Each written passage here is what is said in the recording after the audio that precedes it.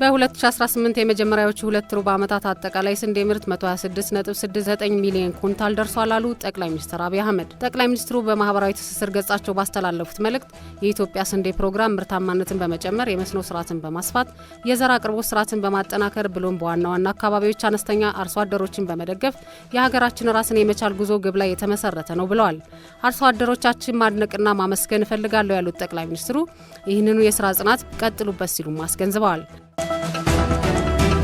በአዲስ አበባ ለሚካሄደው 39ኛው የአፍሪካ ህብረት የመሪዎች ጉባኤ አስፈላጊው ዝግጅት እየተደረገ ነው አሉ የውጭ ጉዳይ ሚኒስትር ዴኤታ አምባሳደር ብርሃኑ ጸጋዬ። ሚኒስትር ዴኤታው ከፋና ፖድካስት ጋር ባደረጉት ቆይታ እንግዶችን ከመቀበል ጀምሮ የትራንስፖርት፣ የሆቴል ዝግጅትና የደህንነት ስራዎች በከፍተኛ ጥንቃቄ እየተከናወነ መሆኑን ተናግረዋል። በጉባኤው በዲፕሎማሲ፣ በፖለቲካ፣ በኢኮኖሚና በሌሎችም መስኮች ለመወያየት ትኩረት ሊደረግባቸው በታቀዱ ዋና ዋና አጀንዳዎች ዙሪያ ከህብረቱና ከሚመለከታቸው ተቋማት ጋር በሰፊው እየተሰራ ነው ብለዋል።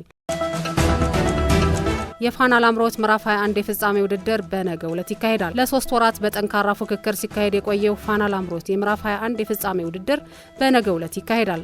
ፋና ሚዲያ ኮርፖሬሽን ለተወዳዳሪዎች የ1 ሚሊዮን ብር ሽልማት አዘጋጅቷል። አቤል ጌትነት፣ አሩን ኃይሉ፣ ግዛቸው አማረና ታፈር አሰፋ የፍጻሜ ውድድሩ ተፋላሚዎች ሲሆኑ በ3 ዙር የመረጧቸው ሙዚቃዎች ከኮከብ ባንድ ጋር ያቀርባሉ። በፍጻሜ ውድድሩ ላይ አንድ ተወዳጅ ሙዚቀኛ በክብር እንግድነት ይገኛል።